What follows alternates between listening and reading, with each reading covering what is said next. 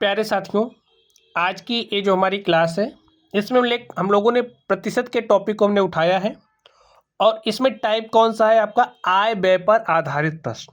ठीक है, प्रतिशत टॉपिक से संबंधित आय व्यय पर आधारित प्रश्नों को किस तरीके से पूछा जा सकता है हम लोग इसकी चर्चा करने वाले और इससे संबंधित क्वेश्चन को सॉल्व करेंगे। ठीक, तो आप लोग कुछ बातें समझ लीजिए।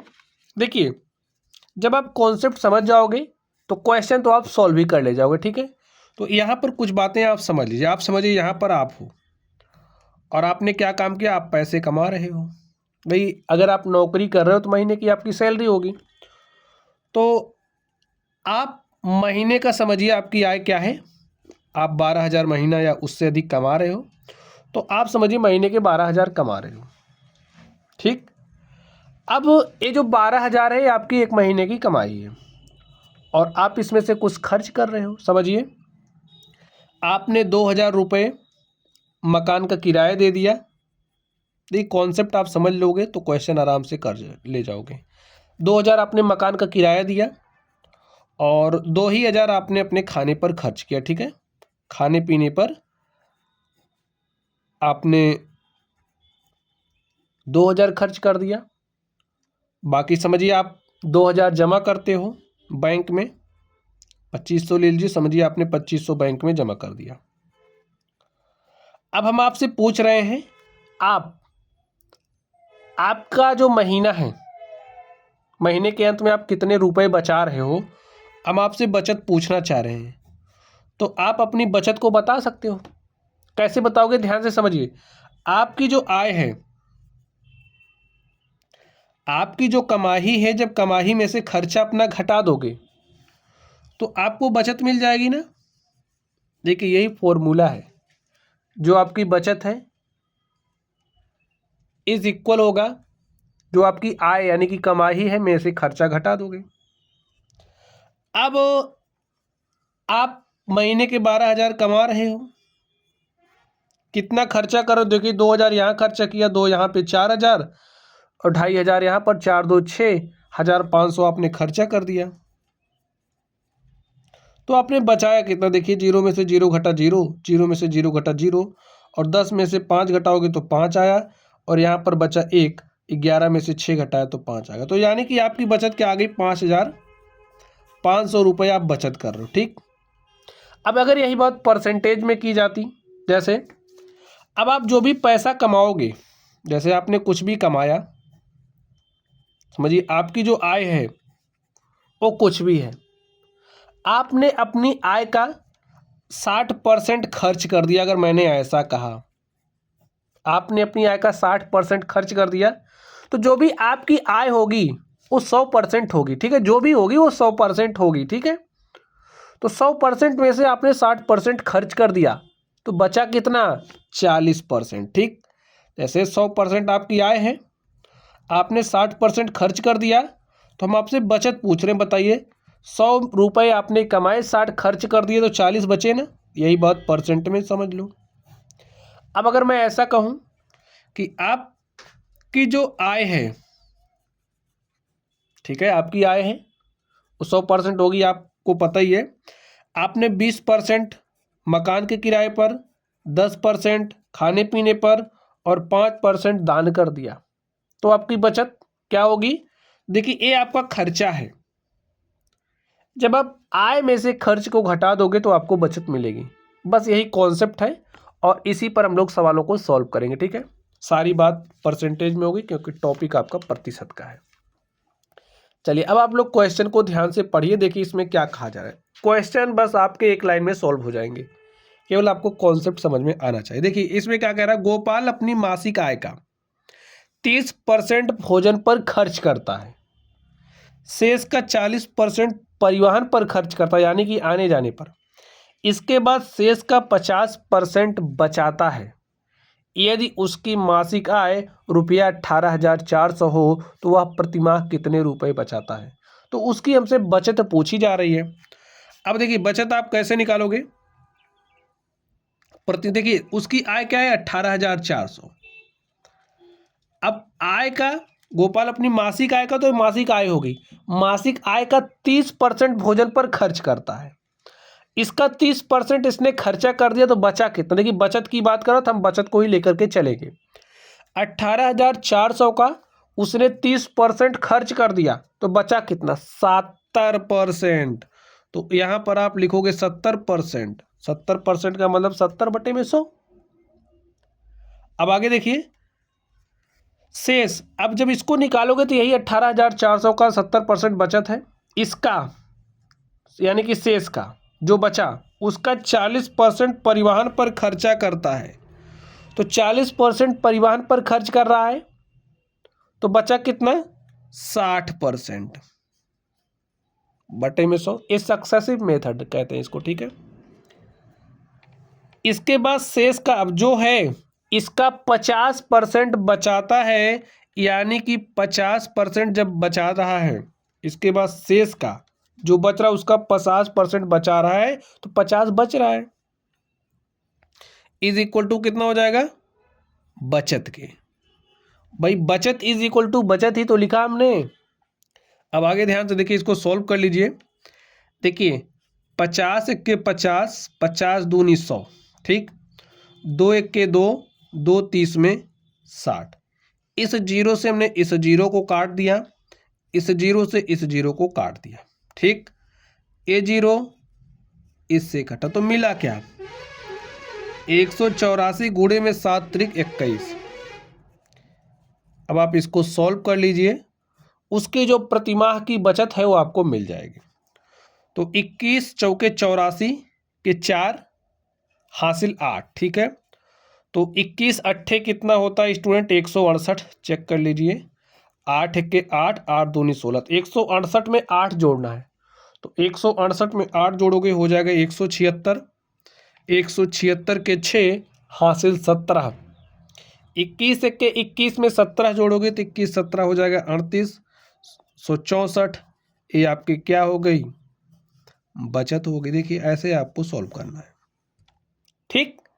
चलिए अब हम लोग अगले क्वेश्चन पर चलते हैं और देखते हैं अगला क्वेश्चन क्या है। तो स्टूडेंट्स आप लोग ध्यान से देखिए, इसमें कह रहा नारायण अपने मासिक वेतन का 30% शिक्षा पर व्यय करता है।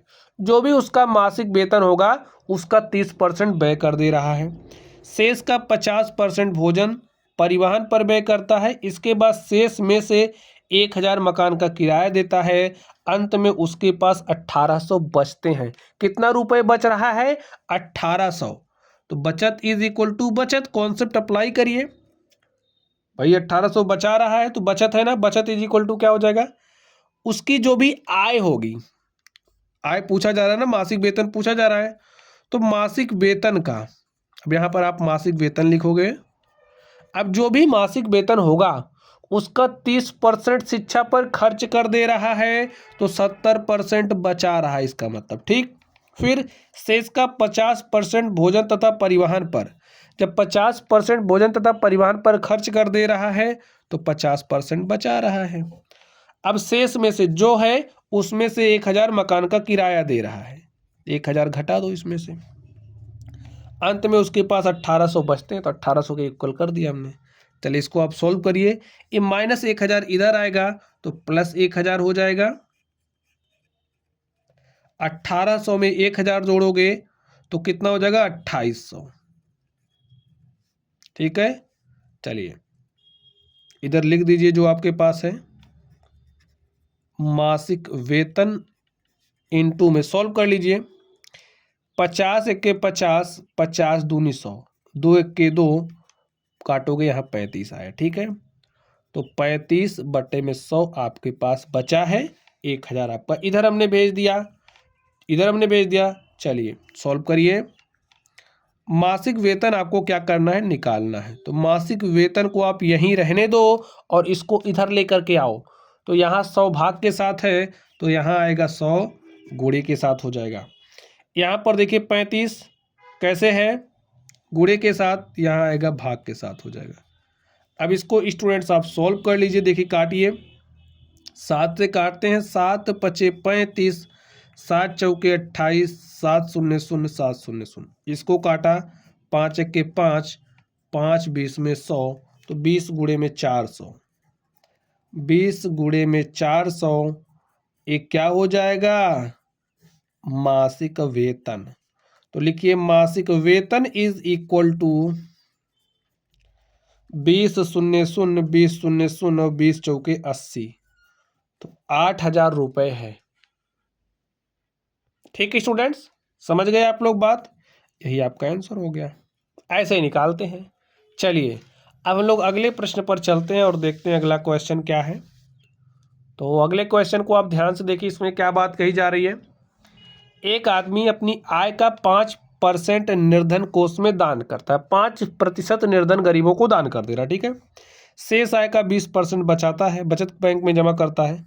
अंत में उसके पास 1919 बच जाते हैं। तो बचत कितना है, 1919।